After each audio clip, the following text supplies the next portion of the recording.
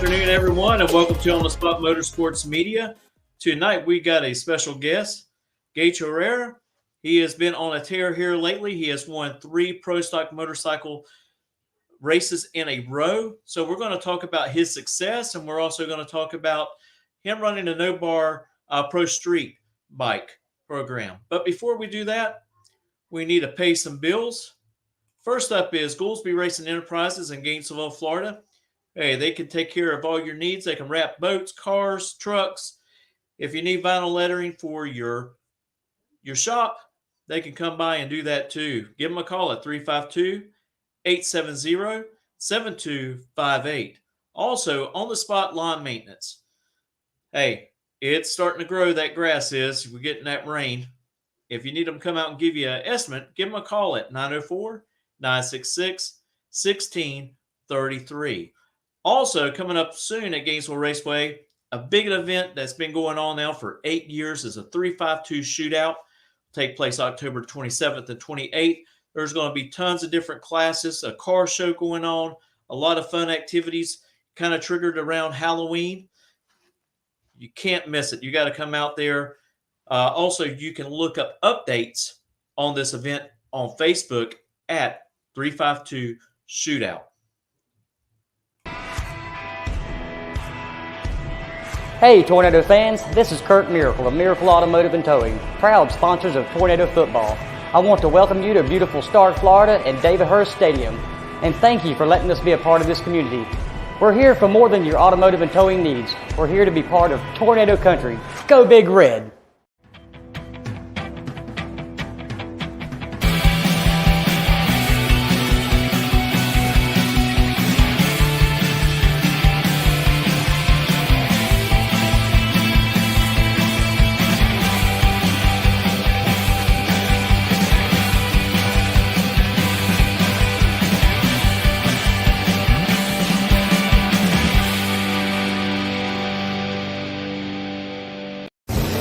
60 years of innovation, 60 years of attention to detail, 60 years of rigorous testing under race conditions is what makes ATI Performance Products great.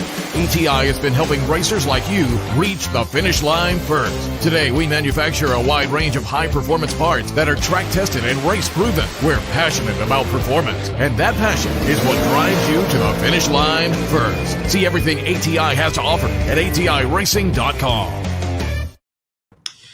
Gaige Herrera, thank you for taking the time out of your busy schedule to join us here on the Spot Motorsports Media.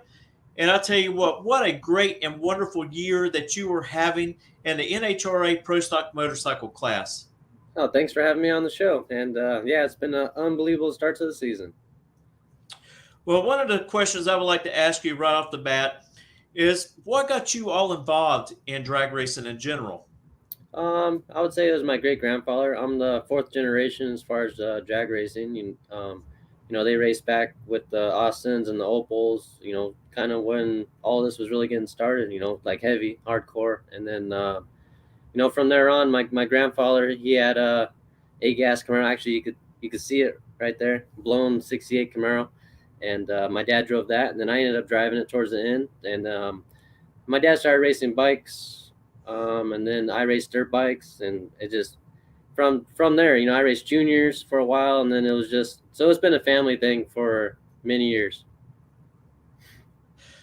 When did you actually start racing motorcycles?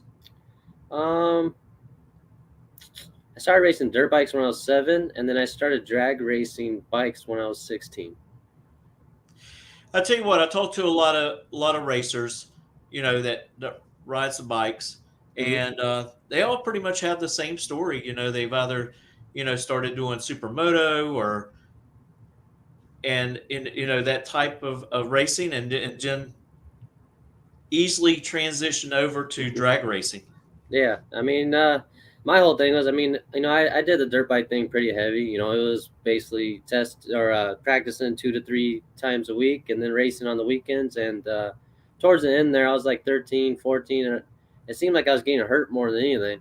You know, I've broken my leg a couple times. I dislocated shoulders, broke arms, and you know, at that time, my dad was like, you know, I want to keep going with this because we're at the level that it's going to be like more hardcore, or or we do something else. My dad always drag raced motorcycles, so I decided to give that a try, because I was drag racing junior dragsters with Nick Woods and all the guys at Clay Smith Cams. So then after that, I looked at it as being safer, but it's not. It's definitely less of a toll on your body, physical wise, compared to Right. dirt bike. But I knew I was gonna end up drag racing because that's what my family does, and I've always loved it. I've been around it since the day I was born.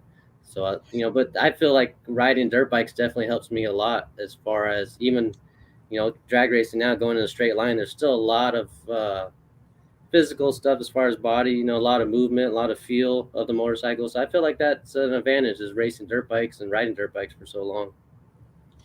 Do you think, riding those bikes has actually gave you advantage of, especially racing in a crosswind? Yeah, I think so. It makes you prepare for the unexpected. Obviously, jumping through the air and all that, you're dealing with wind, you're dealing with ruts, so you're expecting the bike, to kick around, do weird stuff. So I feel like it does help. It helps with your upper body strength and how to maneuver and manhandle a motorcycle. So it definitely helps with a crosswind, I feel. Now, when did you start racing over with the no bar uh, street bike? Pro Street, Actually, sorry, Pro Street. basically, since I started drag racing motorcycles, it's all been no bar. So from the get go, my let's see, I raced, I bracket raced more than anything. Being on the West Coast, that's all it kind of was. So I did a lot of the summit stuff, and they do like the bracket bash, the turkey race at Vegas, and then like I did a spring fling a few times, and so I've always ran a no bar bike. Like my Pro Street bike that I currently have, the nitrous boost I have. That was the first motorcycle I ever took down the drag strip actually, and I started really running that bike heavy like 2015, 2016. I started like rebuilding it when I was a junior in high school, and then when I moved out here in 2017, that's when it got really, really serious for me as far as running XDA series, NHRA, IDBL, and because on the West Coast there wasn't much heads up racing, and it's all on the East Coast, so it was an opportunity for me. And so basically from 2017 on, I've been full bore as far as running that series, and transitioning over obviously to NHRA. Now, even though these bikes doesn't have bars, that does not mean that they're slow, because they're definitely not slow. You're running well over 200 miles an hour on that class bike. Yeah. My bike, it's a nitrous Hayabusa. It holds they call it the world record for that. I've been 645 at 210. Most it's a mixture of a power adder between turbos and nitrous. There's not many nitrous guys. Everyone says, why do I like beating my head against the wall? But I like the challenge, something different, and but yeah, those bikes, they're an animal to ride. They're very unpredictable. You're on a 7-inch street tire, no wheelie bar, making 700-800 horsepower. So anything can happen. I've personally bounced off the wall before because I had a little body malfunction and it just sucked me over there. And I flipped over before. Um, so they're definitely a beast to ride for sure. And I feel like it's helped all along the way. Now, you think, you carrying those types of speeds in that class actually, helped you with Pro Stock Motorcycle? You're Um, running well over 200, and, you go to a Pro Stock bike that's got a bar, mhm. and you're sitting around, actually, your fastest time, I think, was 2:03 at Gainesville. Correct. Yeah, I feel riding the no bar stuff so much, and mainly only riding that stuff. I feel like it helped me prepare for the unexpected, kind of like dirt bike riding, like I was saying. Just because those bikes are so unpredictable. Most of the time the front tires, an inch to 2 inches off the ground, so you can't steer them. Um, it's all a lot of body movement. So I feel like that helped a lot with the Pro Stock stuff. Especially being ahead of the bike. Kind of predicting what the bike's going to do based off how the starting line movement is. So I feel like that helps me a lot. And, like other people that have come from the no bar world, I mean, they've transitioned over to pro stock bikes that I've seen pretty easily. So I feel like that's definitely helped quite a bit. I guess it opens your what do you want to call that? Opens your skill level, or like familiar. Be familiar or not be familiar with the same thing all the time. So I think it helps just to be. I don't know. It's hard to say. It's definitely easier to transition, or like I said, prepare for the unexpected, big time. Right. Now, tell us a little bit about how the transition happened. How did you get a phone call to have the opportunity to come over and race for Vance and Hines? It was actually pretty crazy. I raced with Gary Stouffer originally last year, and the one Correct. race deal at Indy turned into a 6 race deal. I ended up racing all the last 6 races, which unfortunately made me not eligible for Rookie of the Year this year. But in Vegas, I think it was Saturday morning. Andrew Hines asked my dad when I was flying out, and at the time I was flying out Sunday, and then that night he told me I should change my flight because they wanted me to test ride Eddie's bike, just because they wanted to try some stuff with a lighter rider. And so that right there, I just looked at it as a one in a lifetime opportunity to ride one of the best bikes out there, in NHRA Pro Stock. And so we I think we made 4 or 5 passes, and everything went good.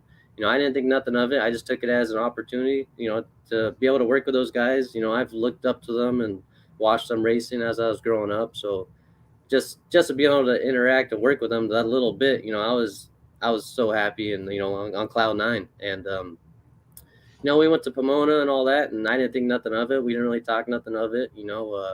I was there with Stouffer, and we just did our normal thing. And I think it was 2 weeks after the banquet and all that, Andrew called me on my way to work and gave me, he asked me if I wanted to ride for them. And I was speechless.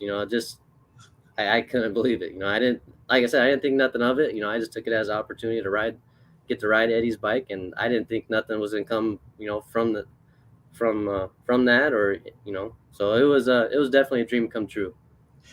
That was the test moment Yeah, right. for having you come out and jump on the bike. And I tell you what, they are a powerhouse Mhm. in the NHRA for sure. All the championships that they have won over the years and stuff. And right now you're offset to a championship year. I mean, off to a great start with your 3 wins, your qualifying efforts of number 1. It's unreal. Oh yeah. Some people are calling you the robot. Right. No, I mean, I got the best bike, if not the baddest bike out there. So that definitely takes some weight off my shoulders, to where I just got to focus on riding, and I've always been the underdog on my no bar stuff, being the only nitrous bike pretty much out there. So I'm so used to being the underdog. It was kind of hard being on the best equipment for me, and not being out there. I mean, I'm pushing it, don't get me wrong, but like on the trees and stuff, I don't have to try to go double O every time. It's better off to be green, but on the safe side, than to be double O, playing with the red. So I mean, yeah. So to be able to ride for them and be on the fastest bike out there, I mean, it's unbelievable being number 1 qualifier, 3 times in a row, and now winning all 3 races plus the mission challenge. I mean, Yes. it's amazing. Which during the mission challenge, you actually faced, I think, one of those rounds against Chase Van Sant. Yep. That will actually probably be up for Rookie of the Year Hmm. this season. So Yeah, I believe that was. it's nice to see younger people come into the sport and new faces. It just shows that the sport is still growing. It's not dying off. Oh, absolutely. I mean, me and Chase going out there and running the final for the mission thing, and I mean, Chase went to the semis his very first race in Gainesville. I mean, that was a big deal for him, and I'm proud of him. We both, even though I've only been out in the East Coast or Midwest since 2017, we became really close friends, and to be able to experience the whole opportunity together, even though we're not on the same team, it's very cool. And then having Gianna out there, and then Malcolm Phillips, comes in and out, and Richard Gadsden. It's good to see new blood out there. It's what the class needs. Is what all the classes need. So it's awesome to have, like you said, new blood, new faces out there, and I feel it's good for the class. I can't tell you how many people before the first race at Gainesville reached out to me from like the other organizations and all that. They're like, I'm actually excited to watch NHRA again because it's not gonna be all the same people anymore. Everything's gonna be changed up and all that. So I mean, I think all around it was good. For the view side of things, the racing side of things, and just all overall, it's a very good deal. And I tell you, you talk about Gianna, man, she has made some great strides of riding. She looks more comfortable than ever. Got a lot more self-confidence in herself, and she's going to be winning some rounds sooner or later. I guarantee you. Yeah, she's made very good strides. And I tell you, the class is actually starting to kind of look like pro stock, regular pro stock, as close as it is from number 1 qualifier to number 16 qualifier. How tight the field is. Kelly Clock's another rider. She has improved a lot, and now she's running in the 680s.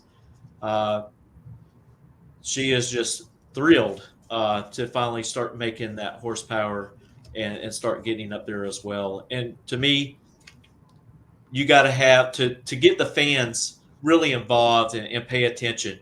You got to have those tight fields and those real tight competitions in the rounds.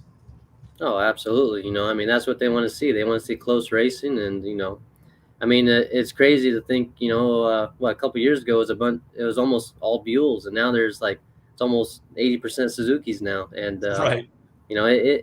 It's good for the class, and I'm glad, the whole Gen 3 Hayabusa body, that's good for the class because it's production made motorcycle, and I think the whole class overall has grown a lot the last year.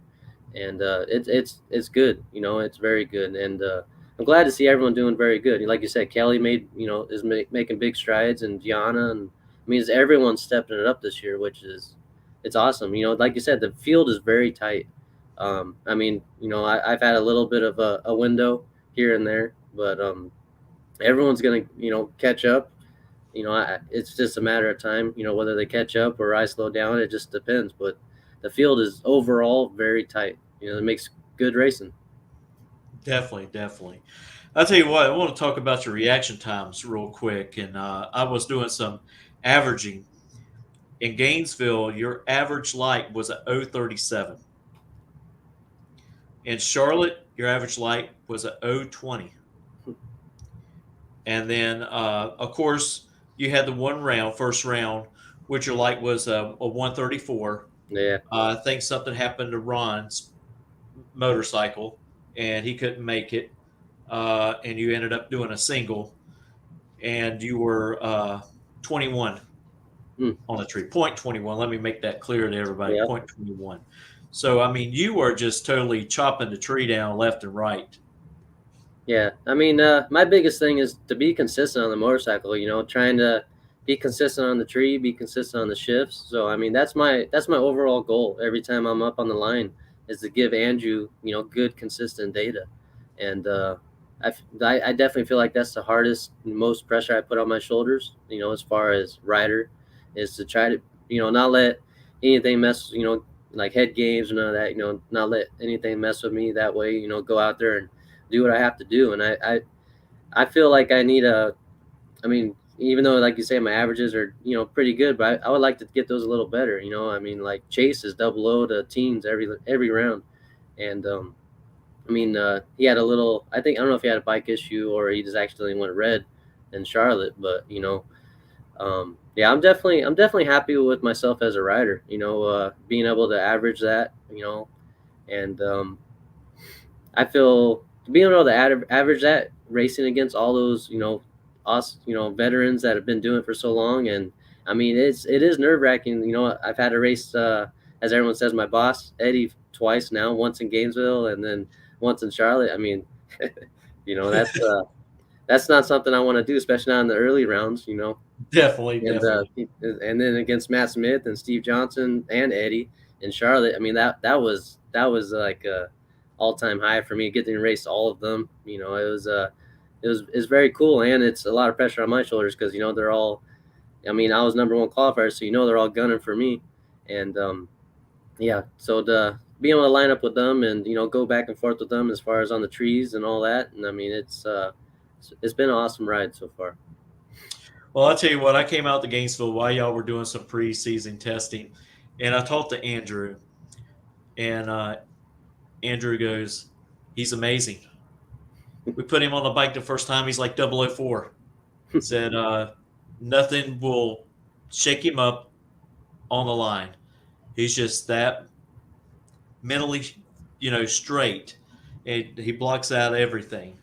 And so that's what they were actually looking for someone to ride their bike and be that way.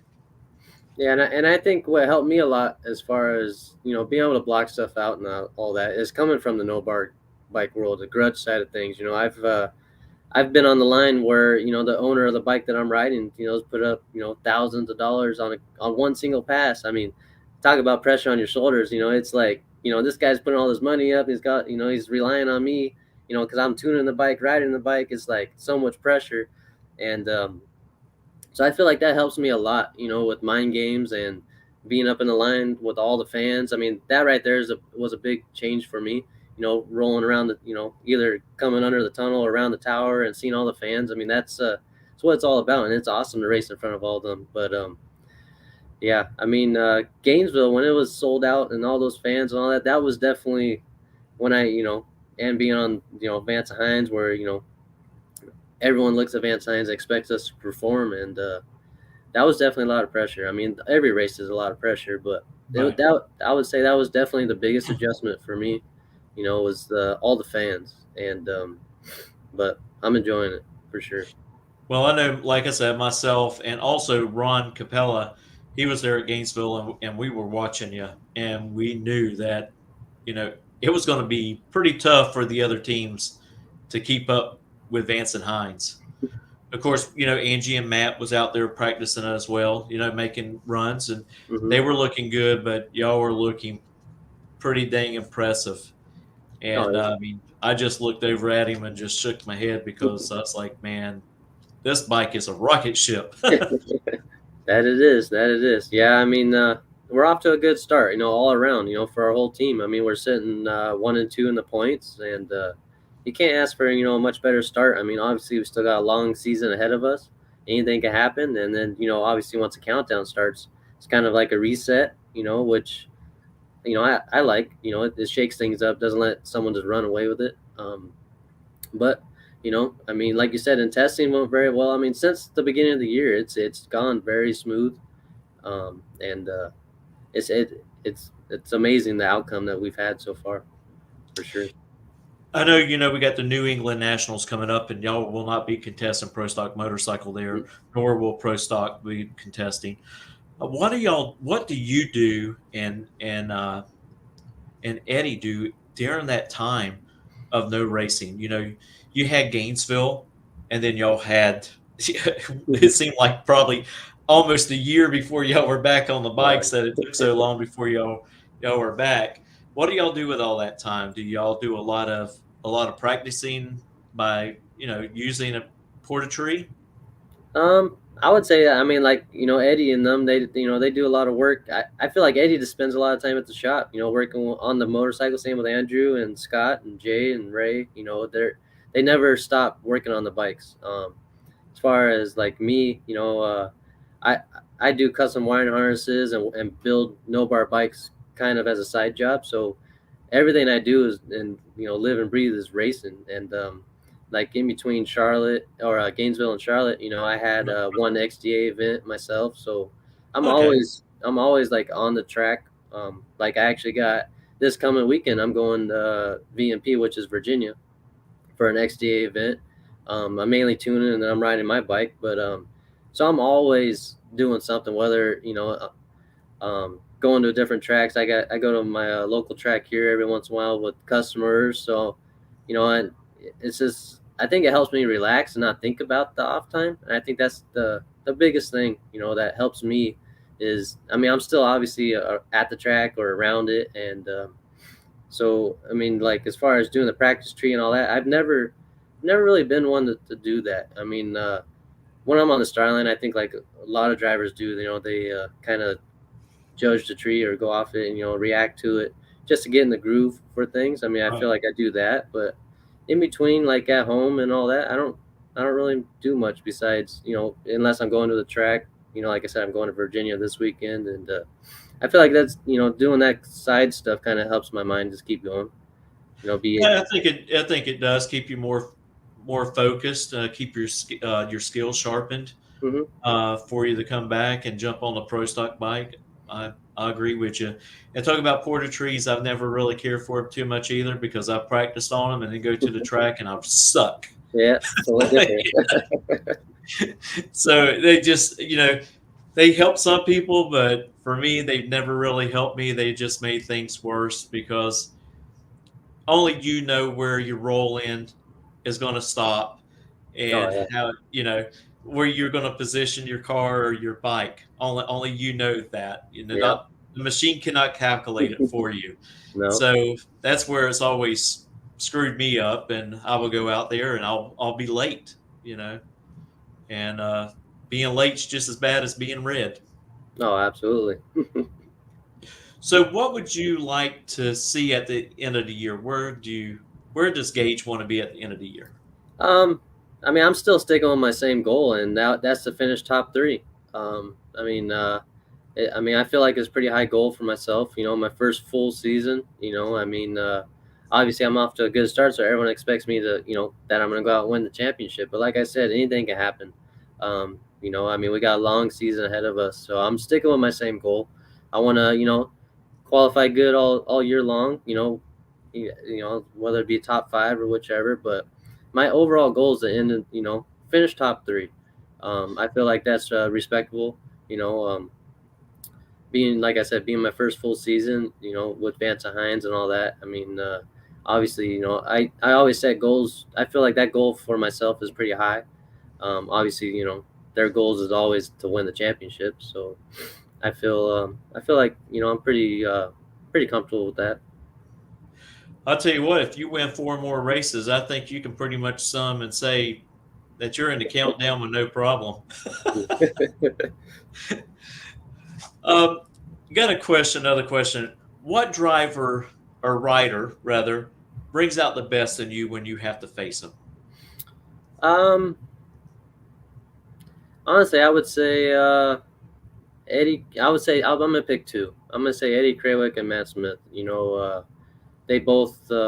Eddie's got four championships and Matt's got 6, and both of them are very hard workers in the sport, and it shows. I mean, Matt Smith and them, they live and breathe this stuff, and he's a 6-time champ, and Eddie.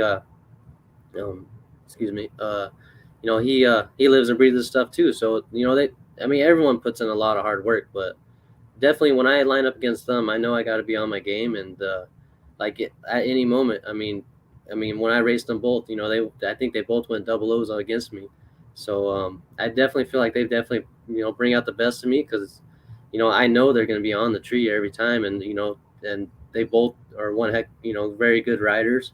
So it definitely brings out the best of me there.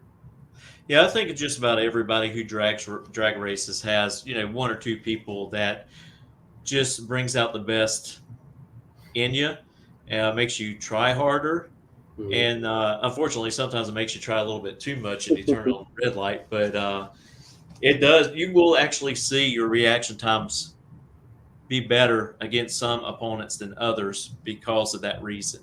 You know how good they are, and you want to match them the best way you can. Oh, absolutely. I mean, it's just, I mean, no matter what you do, you could change the bike around. You're still going to go up there and push it harder and try harder and do the best you can against them. So I totally agree with that. Well, I tell you what a remarkable season that you're having, and I hope it continues for you. I really do. Um, is there any other sponsors that you have that you would like to talk about since I have you on besides just Vance and Hines? You know, I mean, Talk a little bit about Mission and what they do for y'all's program. yeah, I mean, obviously, you know, we're the Vance Hines mainly, and then we're sponsored by Mission and Suzuki, and Mission plays a big part in our whole program. I mean, they do a lot for us. I mean, as far as, you know, obviously they help us be out there, and all the Mission Challenge. I like how they're doing that. They're doing a lot for the whole NHRA, doing that deal, and that's awesome. And yeah, they help us out a lot out there. And then Suzuki, you know, with the whole Gen 3 body, that was a big part. And so yeah, I mean, we got a few other sponsors, and but those two are basically our main ones, and they play a very big part in us being out there for sure. And I can't thank them enough. I'll tell you what, you know, I like their display out there. I stopped by the Mission Food tent and at the Gator Nationals. I was parked right down from y'all because they had me displaying my car out there for street legal drags, trying to get more people involved in that, coming out to the track and stuff. And man, I had to walk down there and get me some of the tortilla chips, and man, they're pretty good. Oh yeah. I mean, everything that I've had from them is pretty good. Like I had some, I think it was at Gainesville. They had us a bunch of stuff for me to try and stuff. You know, we did little media stuff, me and Eddie with them, and that was fun. You know, and I didn't know they had like Hawaiian rolled flavored tortillas. I mean, those are like my new favorite now. They're pretty good. But I mean, I didn't know half the stuff that they offered. You know, it's crazy. You wouldn't think nothing of it until, you know, someone shows you, or, you know, so on and so forth. So. Well, I tell you what, with you mentioning that, I'm going to have to pick up some and take with me down to Orlando this weekend, because that sounds great. I love Hawaiian rolls, and man, that will go really, really well. Absolutely.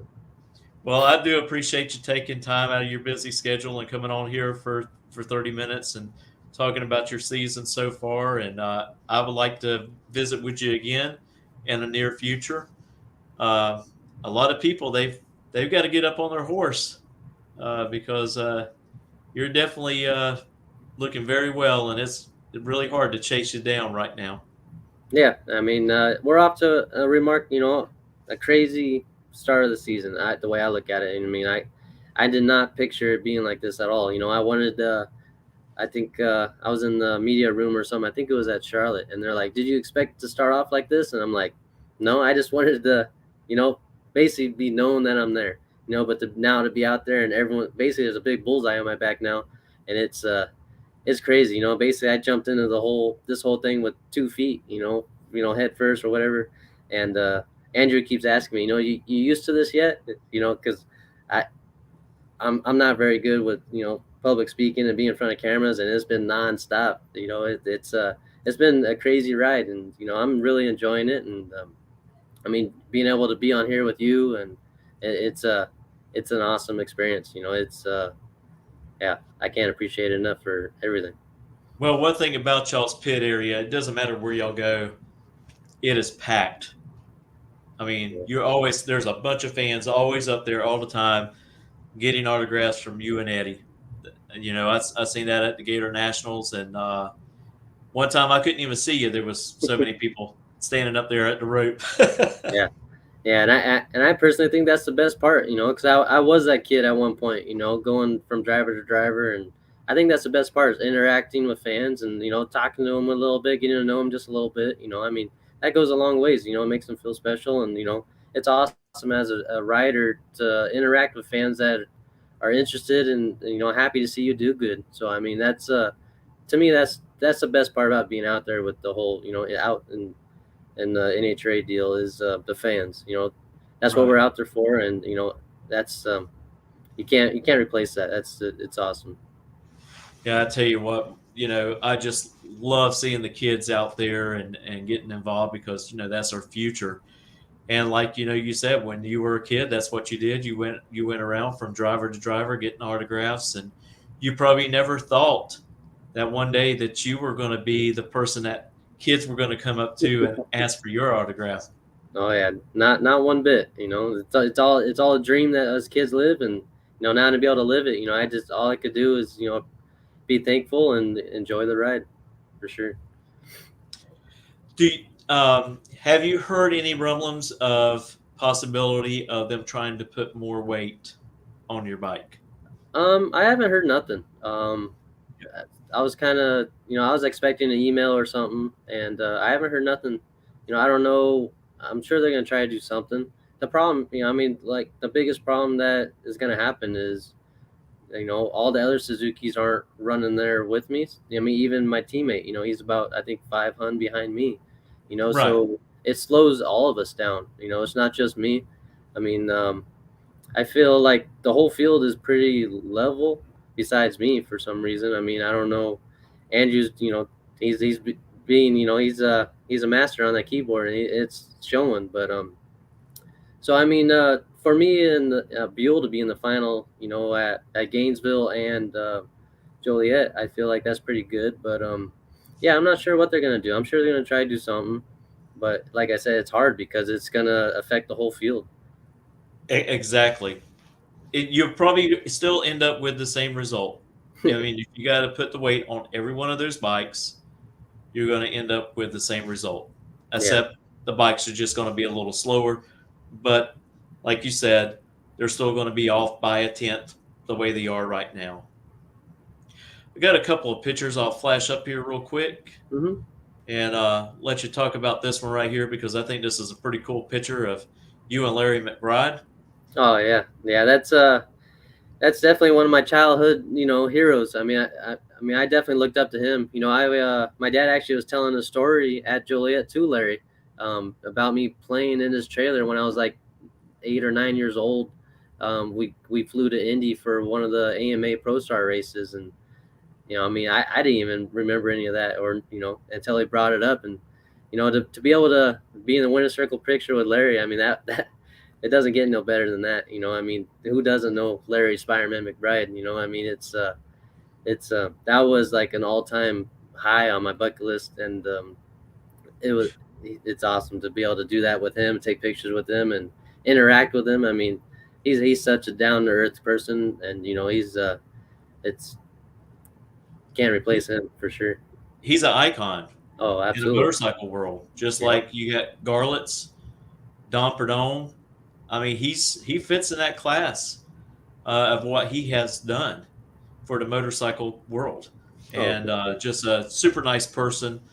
I've got to meet him years and years ago at a Pro Star event at Gainesville Raceway, and just a super nice guy. You got a question that you want to ask him about that bike, he will stand there and he will answer your questions. He'll tell you everything about it. Yeah. You know. And of course, you like this picture right Oh here. This happened at yeah. Route 66.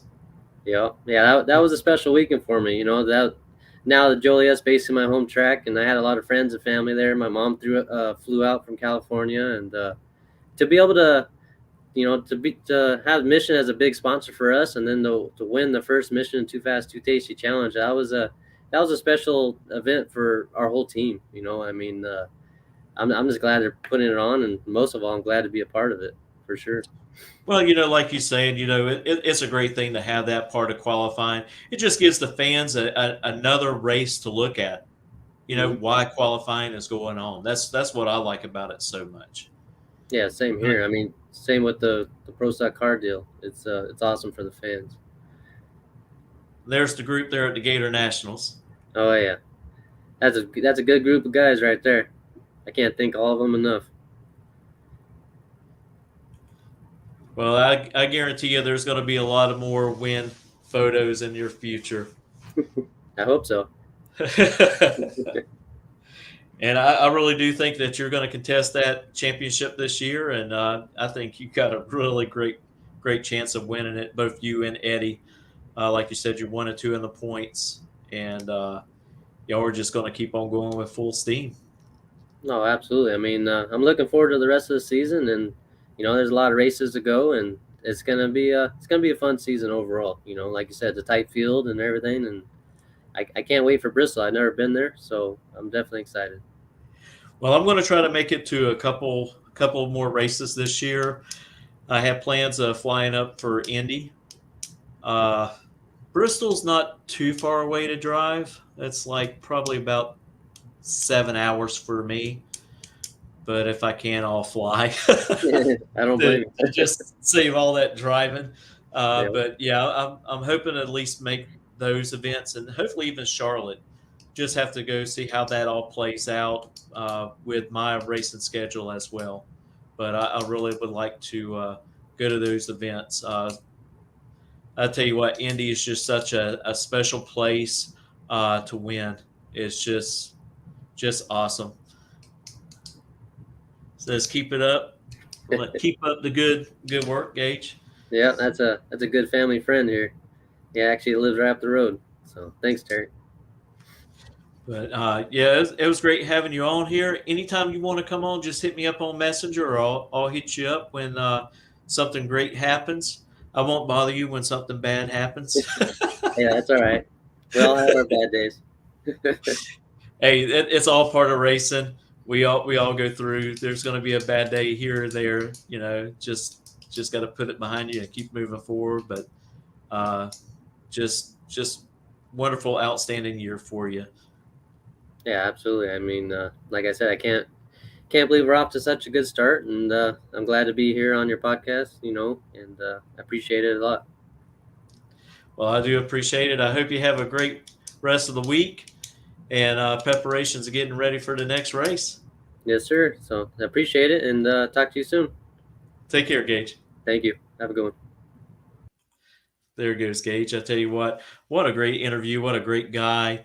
I'll tell you what, this guy right here, don't be surprised if he doesn't walk away with a championship at the end of the year. Just want to go through some quick things real quick. NASCAR did hand down a suspension to Chase Elliott for retaliation on Danny Hamlin this past Monday.